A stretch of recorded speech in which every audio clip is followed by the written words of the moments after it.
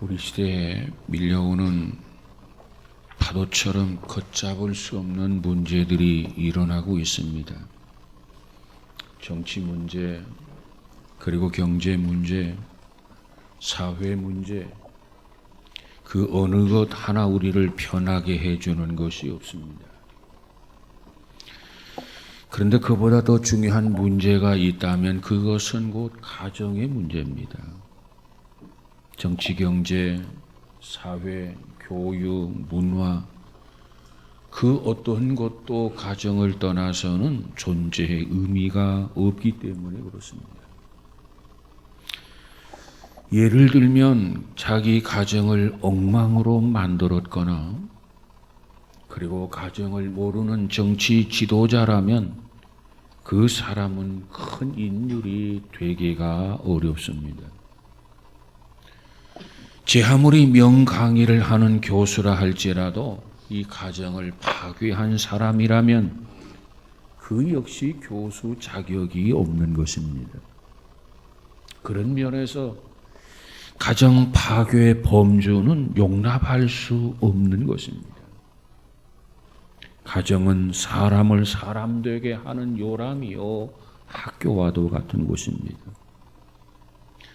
가정은 상처받은 정신을 치료하는 병원과도 같은 것입니다. 가정은 피곤한 사람들이 위로를 받고 그리고 편히 쉬는 안식처입니다. 그럼에도 불구하고 현대 가정들 가운데 마치 지옥을 방불케 하는 가정으로 전락하는 경우들이 있다는 것은 참으로 불행한 일이 아닐 수가 없습니다. 우리는 무엇보다도 최선을 다하여 가정을 지켜야 되겠고, 그리고 가족들을 보호할 책임이 우리에게 있습니다. 만일 우리들이 태만이나 방관 때문에 우리의 가정들이 무너지게 된다고 한다면 결코 그 책임을 면할 수 없을 것입니다.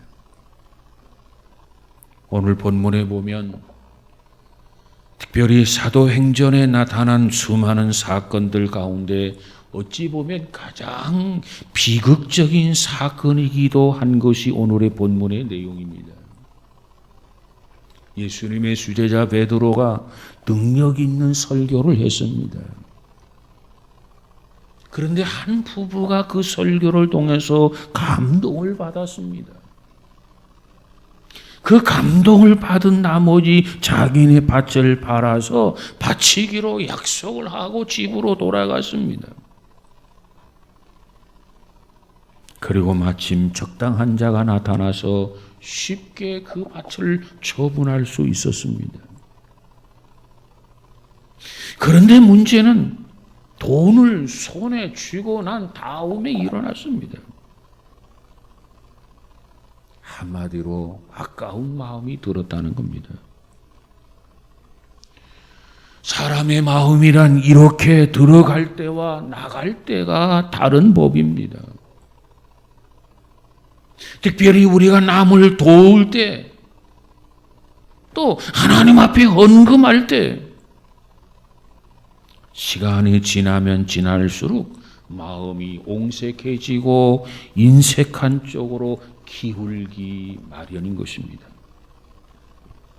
예를 들면 우리가 설교를 들을 때 내가 하나님 앞에 100만 원을 헌금해야 되겠다, 이런 마음을 가질 수 있습니다.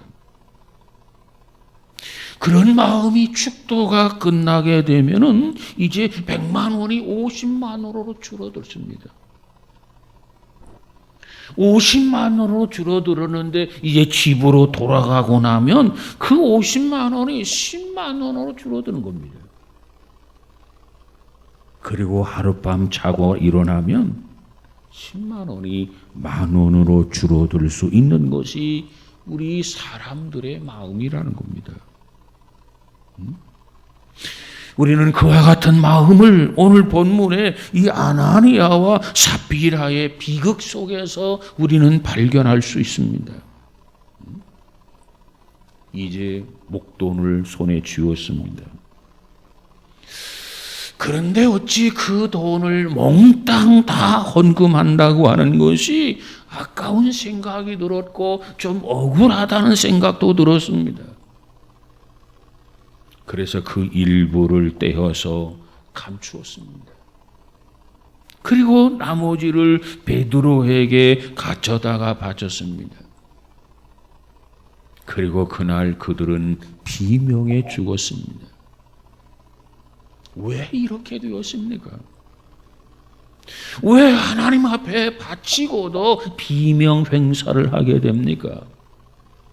오늘은 그 이유를 몇 가지를 생각하면서 함께 은혜를 나누고자 합니다. 첫 번째, 저들은 옳지 못한 일을 함께 했다라고 한 겁니다. 오늘 1절에 보니까 더불어 소유를 팔아라고 했습니다. 그리고 2절에 가서 보니까 그 아내도 알더라 그랬습니다.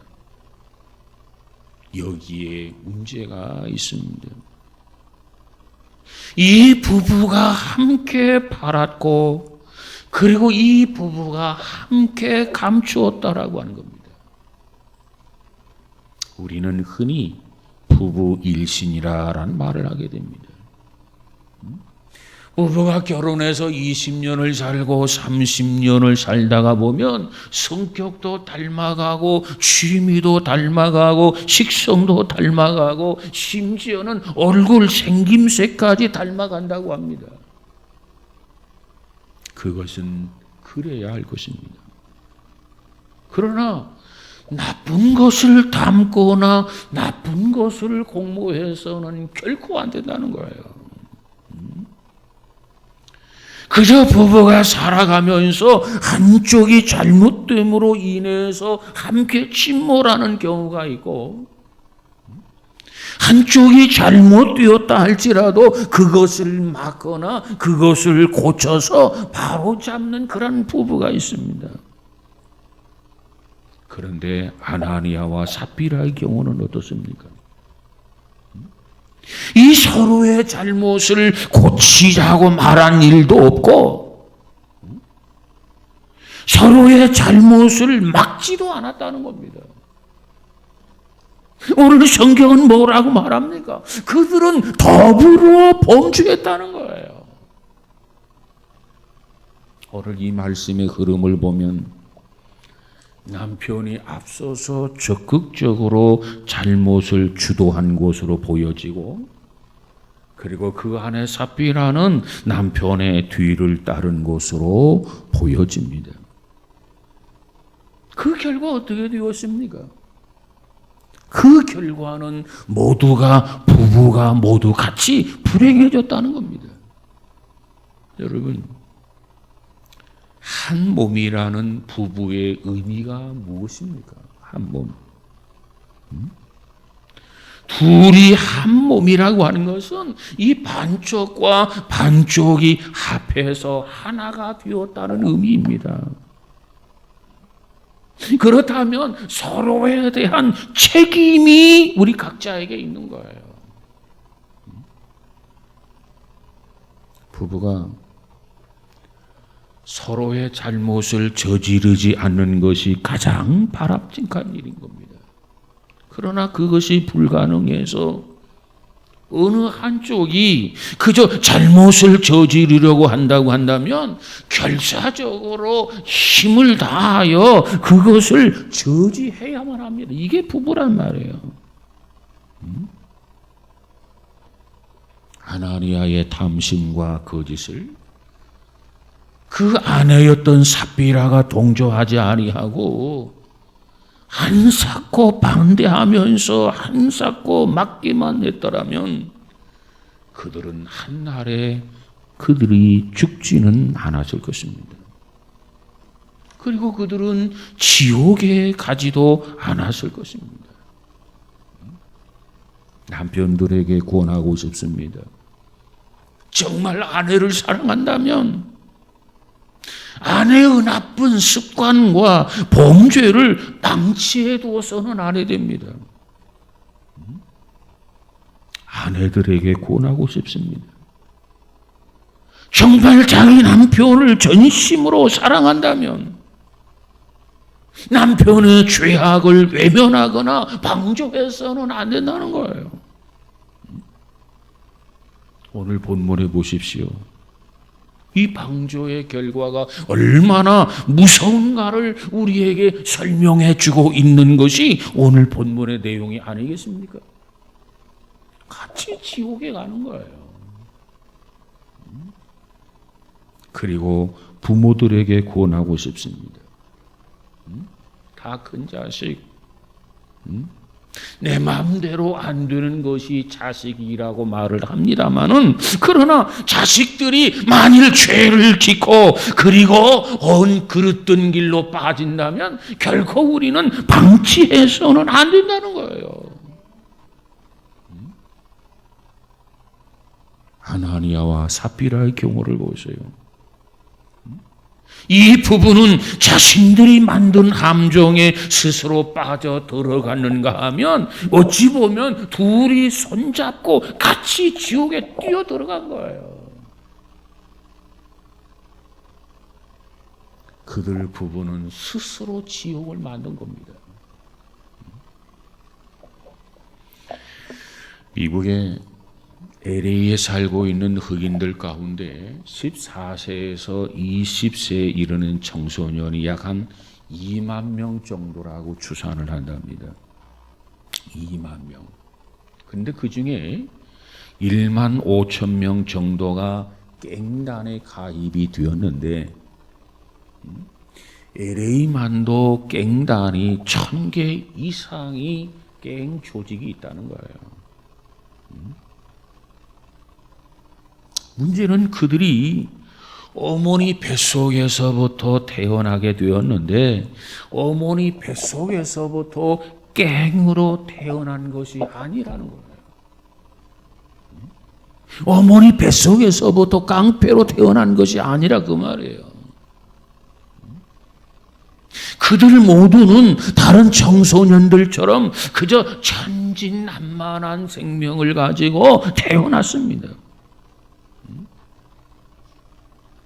그런데 이 가난과 무지와 냉대로 뒤섞인 환경 속에서 자라면서 그들은 깡패가 되기도 하고 그들은 도둑이 되기도 하고 그들은 살인자가 되기도 하고 그들은 강도가 되기도 하고 그들은 무법자가 되기도 한 것이라는 겁니다. 다시 말하면 더불어 사는 사람들이 그들을 그렇게 만든 거라 그 말이에요.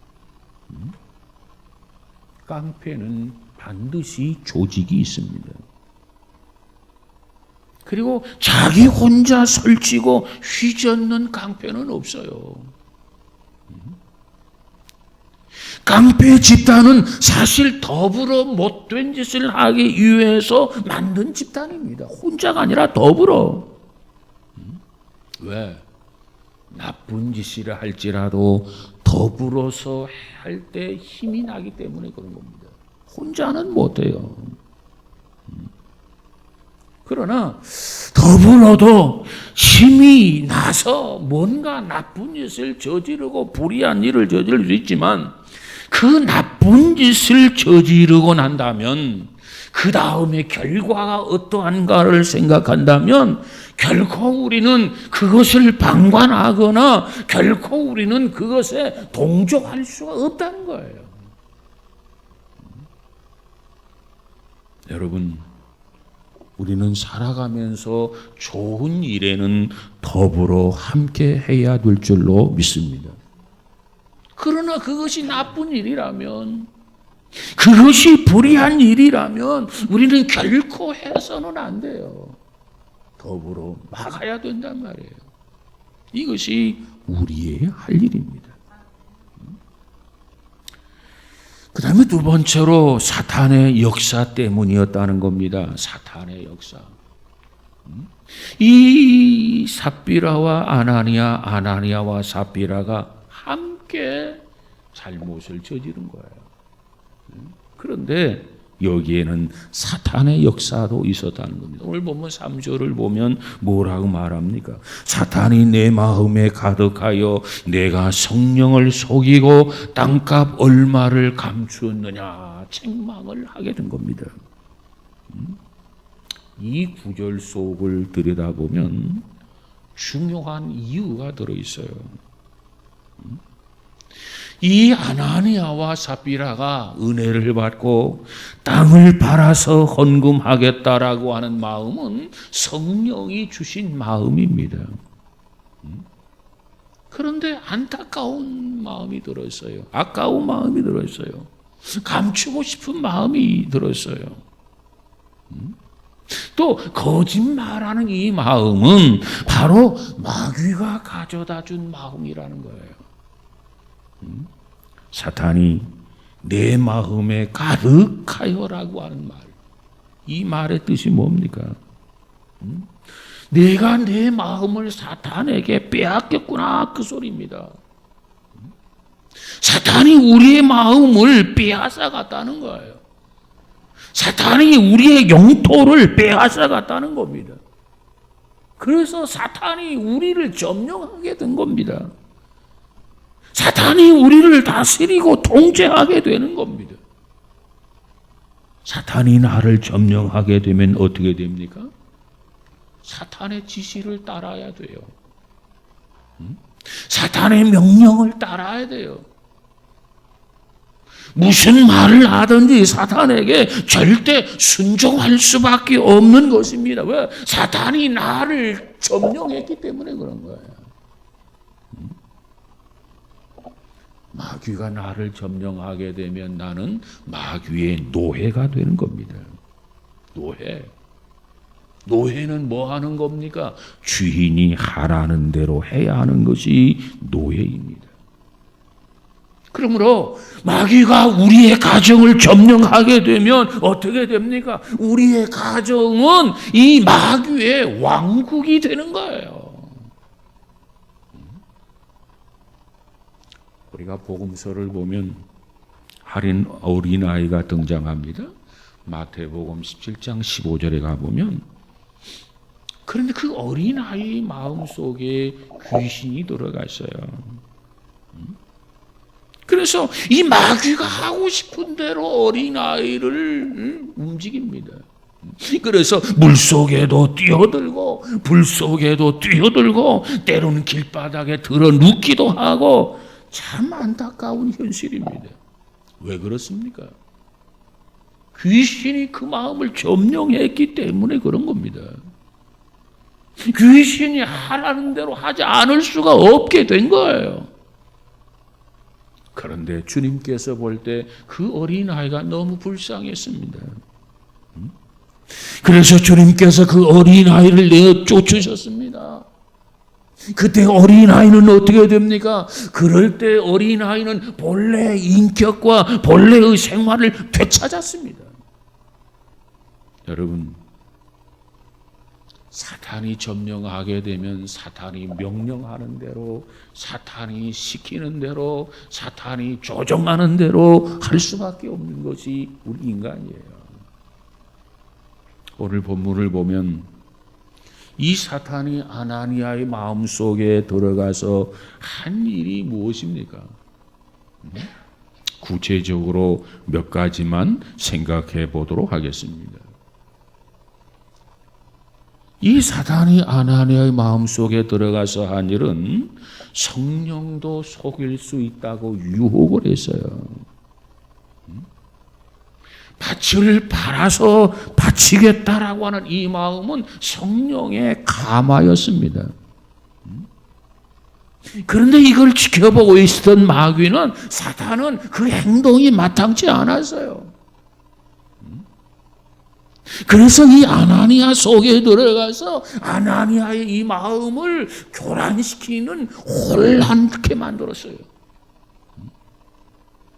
그러면 도대체 언제 이 사탄이 아나니아의 마음속에 들어가게 되었을까? 그래서 교란 작전을 쓰게 되었을까? 여러분은 언제라고 생각이 됩니까? 그것은 이 아나니아가 자기 밭을 팔아서 목돈을 쥐었단 말이에요. 그리고 나서 생각하니까 다 바쳐야 되는데 다 바치기가 좀 아까운 생각이 들었어요. 그 아까운 생각이 드는 그 순간에 이 마귀가, 이 사탄이 아나니아의 마음속에 쑥 들어간 겁니다. 그래서 역사한 거예요. 성경에 하와가 사탄의 시험을 받고 넘어졌어요. 하나님께서 왜 시시콜콜하게 간섭하시는가? 왜 하나님은 나에게 동산 중앙에 있는 선악과를 먹지 못하게 했을까? 그런 마음을 먹는 순간 이 사탄이 그의 마음 속에 쑥 들어갔단 말이에요. 이 사탄의 역사는 마치 뭐와 같으냐? 유독가스와도 같은 것이 사탄의 역사입니다. 유독가스. 그저 틈만 있으면 비집고 들어갑니다. 이게 유독가스지요. 마치 사탄의 역사가 이렇다는 거예요. 더 중요한 것은 곧 성령을 속이는 것이 무엇인가라고 하는 것입니다. 여러분, 성령이 속이는 것이 무엇입니까? 내가 성령을 속였다. 오늘 본문의 경우를 보세요. 어떨 때 이 베드로가 그들을 향해서 내가 성령을 속였다고 이 말씀하셨습니까? 성령을 속였다라고 하는 말은 오늘 본문의 경우를 보니까 베드로를 속인 겁니다. 베드로를.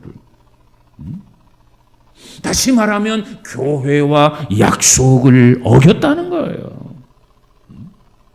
이게 성령을 속인 거예요. 그렇다면 오늘 우리는 어떠해야 합니까? 교회 생활하면서 교회와의 약속은 반드시 지켜야 됩니다. 그 약속이 크든 그 약속이 작건, 그 약속이 많건 그 약속이 적건 간에 그 약속은 반드시 지켜야 된다. 그 약속을 지키지 아니하면 이 마귀가 트집고 우리 안에 들어와서 우리의 마음을, 우리의 심령을 점령하고 자기 임의대로, 자기 마음대로 우리를 통제한다는 거예요. 사람은 속여도 하나님을 속일 수는 없어요. 우리 모두에게 지혜 있는 성도가 되어지기를 주님의 이름으로 축복합니다. 두 번째로는 돈이 가장 중요하다고 유혹을 했어요. 마귀는 그 순간 이 아나니아에게, 야, 세상을 살아가는데 돈 없이 어떻게 살려고 그래? 돈이 없으면 사람 무시를 못한다. 야, 돈이 없으면 교회 안에서도 대접을 못 받는다. 그렇기 때문에 반드시 수중에는 돈이 있어야 된다. 이렇게 수군거리고 이렇게 속삭였을 것입니다. 그러므로 수단과 방법을 불문하고 돈을 모아야 된다. 그것이 장땡이다. 아마 이렇게 유혹을 했을 것입니다. 어찌 보면 그 말이 맞는 것 같기도 하지요. 그러나 그렇지 않습니다. 오늘 우리에게는 이 세상을 살아가면서 정말 돈보다도 더 중요한 것이 있음을 잊어서는 안 됩니다. 돈보다 더 중요한 것이라는 게 뭡니까? 우리의 양심입니다. 돈보다 더 중요한 것이 있는데 그것이 무엇입니까? 우리의 신앙입니다. 돈보다 더 중요한 것이 있는데 그것이 무엇입니까? 하나님이 계시다는 사실을 잊어서는 안 돼요. 여러분, 우리가 이와 같이 중요한 것이 있음에도 불구하고 양심을 버리고 신앙도 팽개쳐 버리고 하나님을 버리고 그저 돈을 모아서 돈더미 위에 앉았다 손치더라도 여러분 얼마 동안 잘 살 수 있으리라고 생각을 하십니까?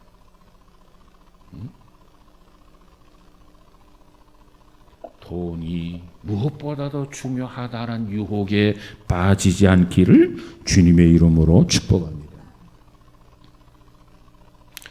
뿐만 아니라 이 사탄은 하나님의 것과 사람의 것의 구분을 모호하게 만드는 역할을 합니다.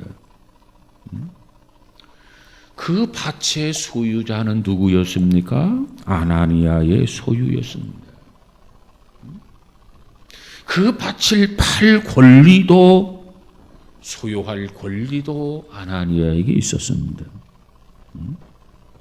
그렇기 때문에 그 밭을 하나님 앞에 바칠 수도 있고 하나님 앞에 바치지 아니할 권리도 아나니아에게 있었습니다. 그런데 일단 그 밭을 하나님 앞에 바쳤다고 한다면 이제는 아나니아의 것이 아니라는 겁니다. 그러면 소유권이 누구에게 있느냐?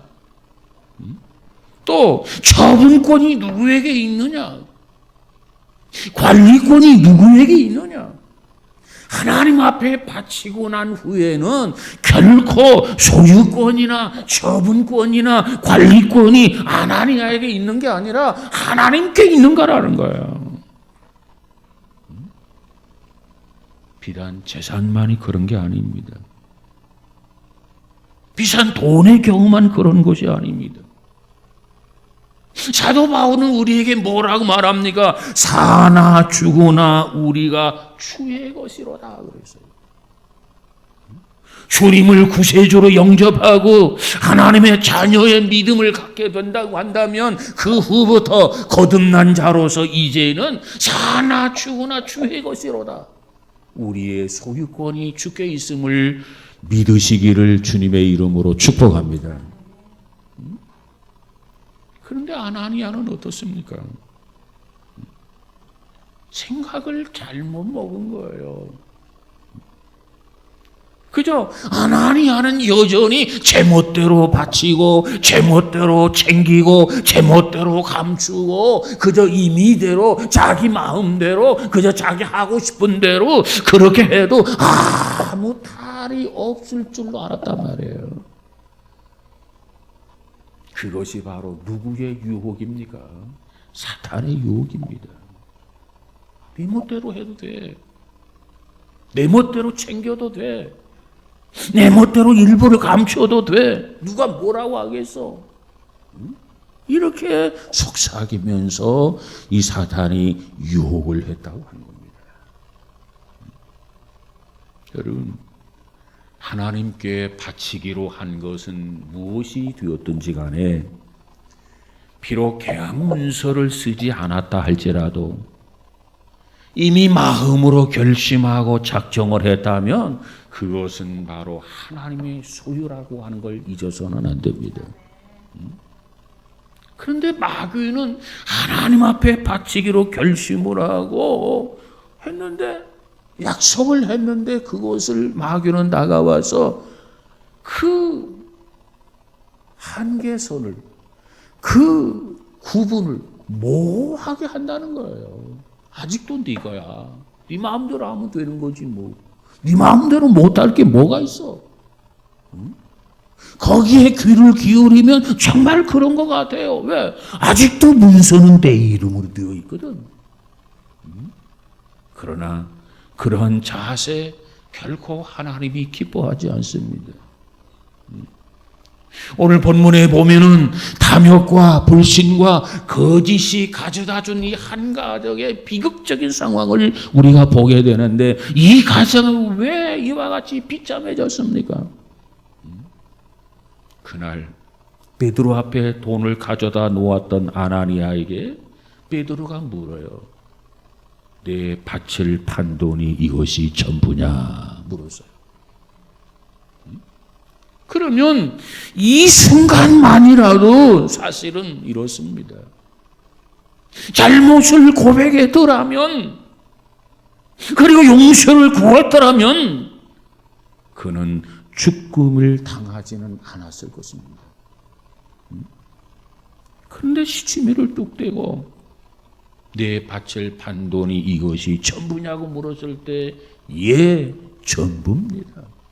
이게 거짓말이 된 거예요. 이것이 성령을 속인 거예요. 이것이 비극을 자초한 것이라 그 말이에요.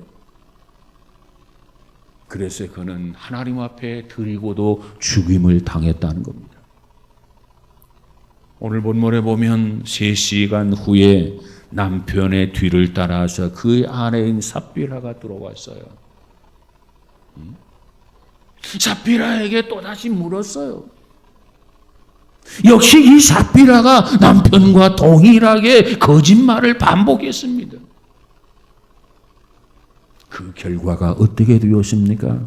남편의 뒤를 따르고 말았다는 거예요.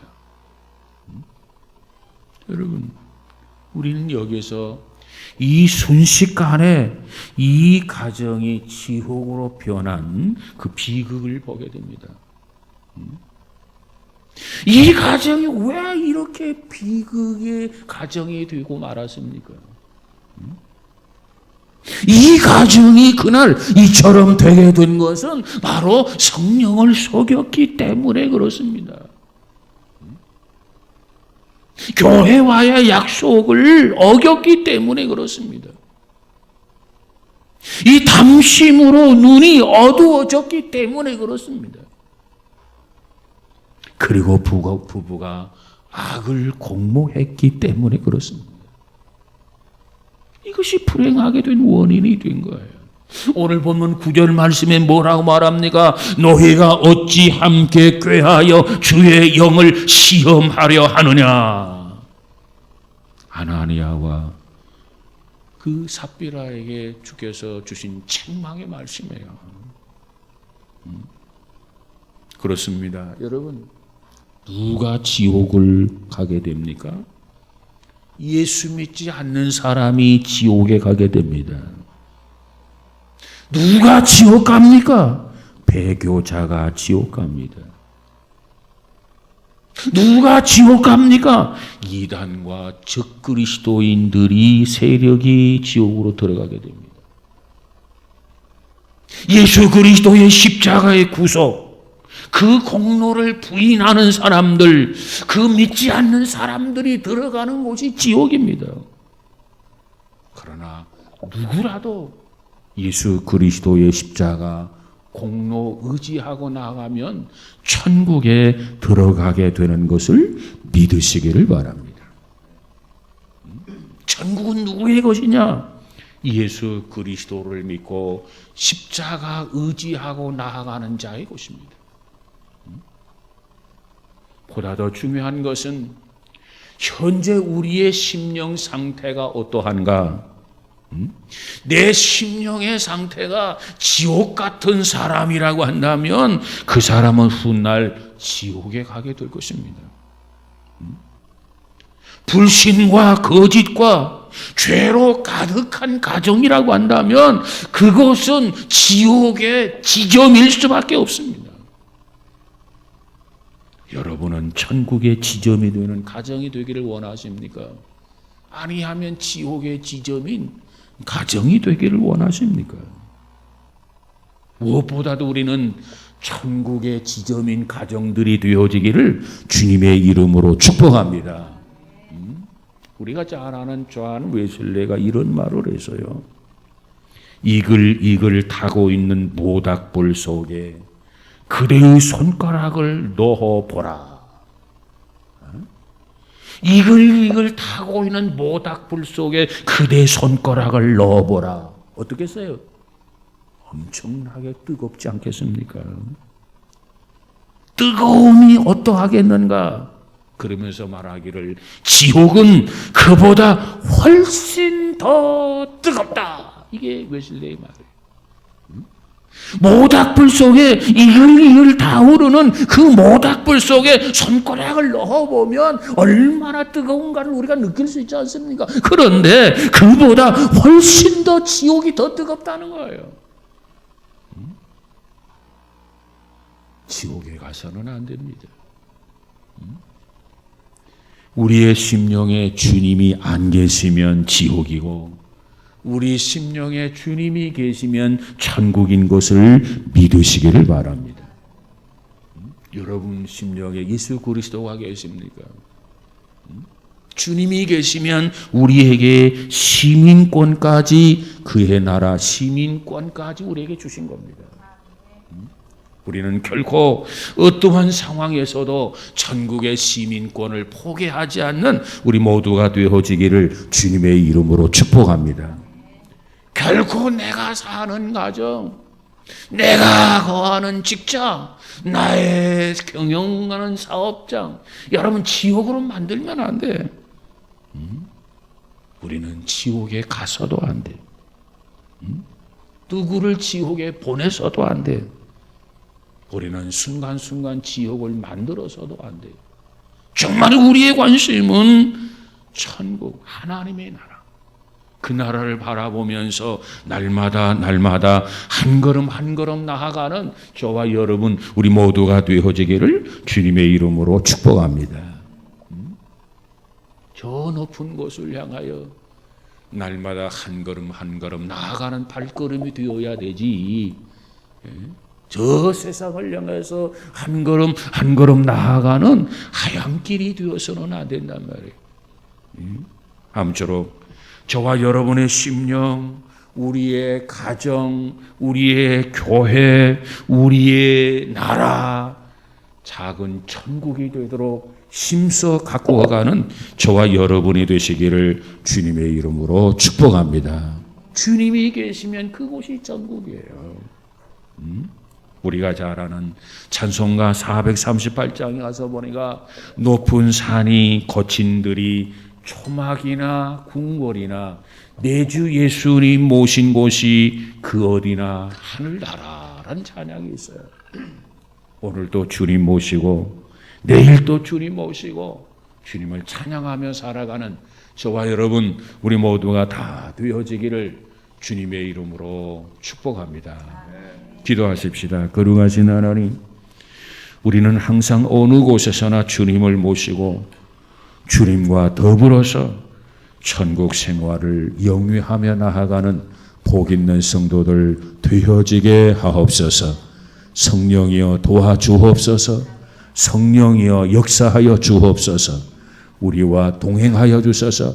우리가 거하는 곳이 지옥이 아니라 천국을 이루며 살아가는 귀한 성도들 되어지게 하옵소서. 예수님 이름으로 기도하옵나이다.